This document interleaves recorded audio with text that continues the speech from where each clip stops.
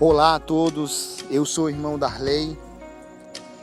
Eu vou estar aqui passando uma palavra muito forte e peço a sua atenção aqui, porque 1 minuto da sua atenção pode mudar a sua vida, uma palavra pode mudar a sua vida. A gente está aqui no projeto Universo da Fé, aqui no Monte Sagrado, o Monte Secreto.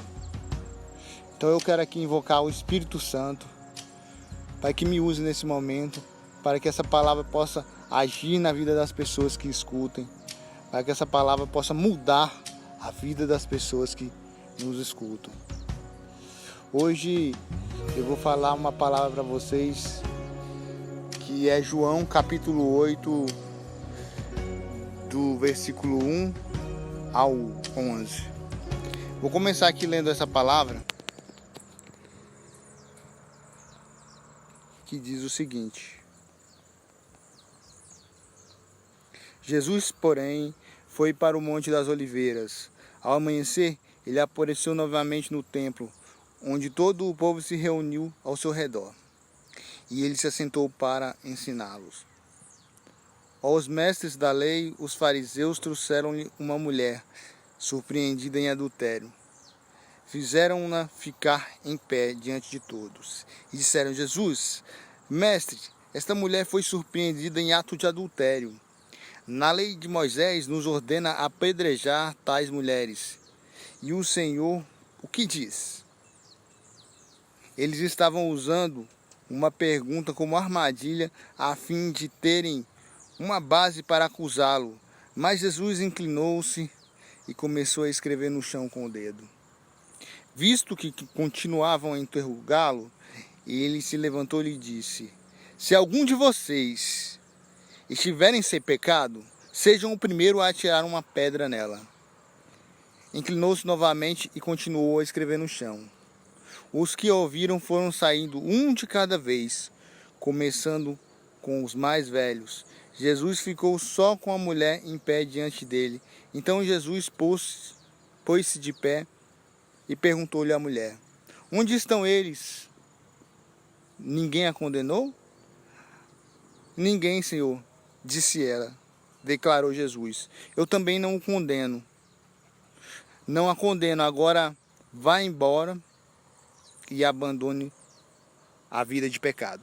Bom, o que eu quero estar falando aqui, meus irmãos, é sobre essa palavra. Além da reflexão que a gente já utiliza, que é a reflexão de analisar aquele que não tem pecado que atire a primeira pedra. Na verdade, eu quero falar mais sobre isso. Eu quero estar falando para você: um irmão ou uma prostituta? Nossa, parece uma palavra óbvia, né?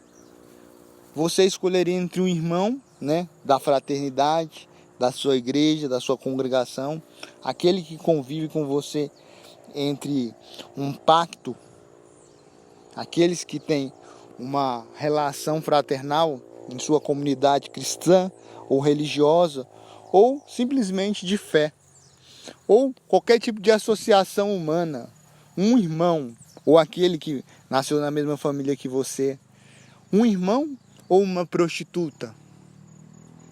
Qual desses você escolheria para salvar? Olha que pergunta profunda, hein? Você escolheria um irmão ou uma prostituta?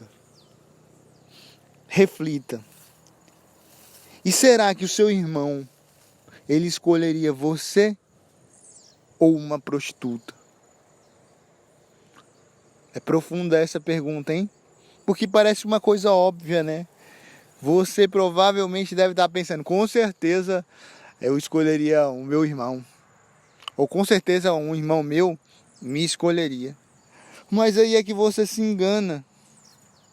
Porque aquele que é o Pai, aquele que é o nosso grande Criador do universo, ele tende ao equilíbrio muitas vezes. Na maioria das vezes é a força de equilíbrio do universo. Então, muitas vezes a prostituta é escolhida em seu lugar, irmão. Mas não fique chateado por isso. É assim que as coisas muitas vezes são.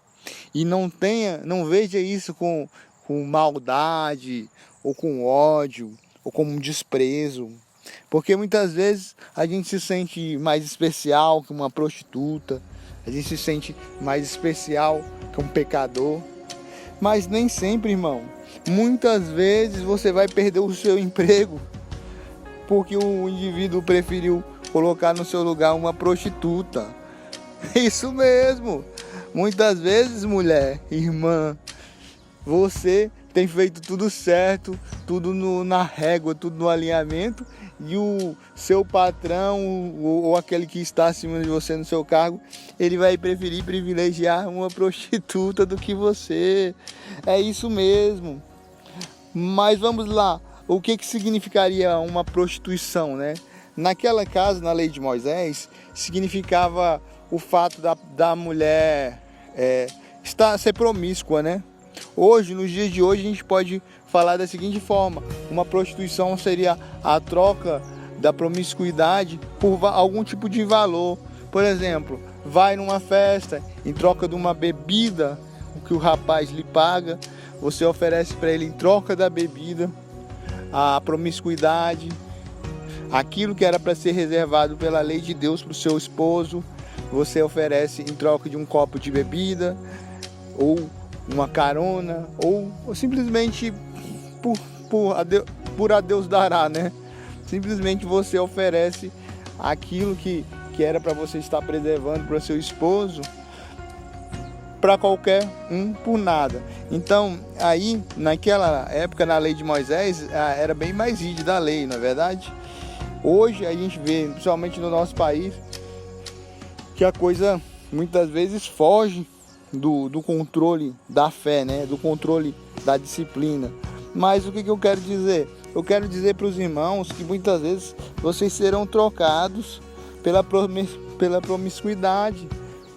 A promiscuidade será perdoada, porque é assim que as coisas são. Não sinta ódio, não sinta rejeitado, mas entenda, muitas vezes você vai ser simplesmente trocado por uma prostituta. E eu não estou falando isso de forma ruim, de forma condenando a decisão do filho do nosso Criador, né, na terra. Não, o que eu quero dizer é que você tem que estar preparado para isso, que nem sempre o fato da retidão que você tem, o fato do alinhamento que você tem com a doutrina, te faz melhor do que um outro pecador. Você também tem pecados, somente mudam os pecados. Então, essa reflexão é importante, porque vamos repetir a pergunta: um irmão ou uma prostituta? Que pergunta profunda, hein? Vamos supor, você estaria numa situação de dificuldade financeira, precisando de um trabalho. Aí o seu irmão, muitas vezes fraternal, ele vai dar essa vaga para uma prostituta. Você vai ficar sem entender, vai ficar: nossa, mas a vida é assim, meu nobre. O nosso Pai perdoa. O nosso Pai, ele tende ao equilíbrio.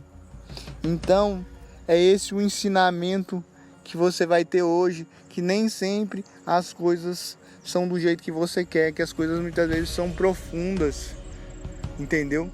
Muitas vezes o ensinamento é profundo, você simplesmente não entende, entendeu?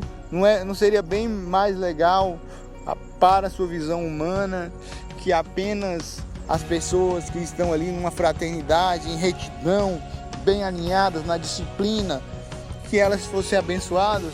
Mas não, meu irmão. Às vezes abençoado com o perdão é justamente aquele que está precisando naquele momento, porque a visão de Deus não é a visão do homem. A visão do homem é falha. Então eu vou pedir para Deus agora em oração: Senhor, dai-nos a visão, Senhor. Dai-nos a percepção, Senhor, por meio do Espírito Santo, para que possamos escutar a Tua palavra, Senhor, e compreender como é a nossa relação com o Pai, a nossa relação espiritual com aquele que fez o universo, o nosso Deus. Eu não falo de religião, ó Pai. Eu não falo de apenas uma doutrina ou outra.